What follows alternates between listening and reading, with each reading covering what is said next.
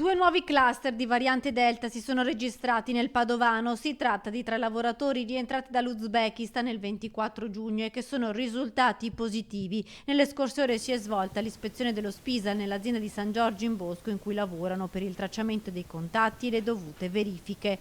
A Tagidi Sotto, frazione di Villafranca Padovana, un'operatrice di un centro estivo è risultata positiva alla variante Delta dopo essere tornata dalla Spagna.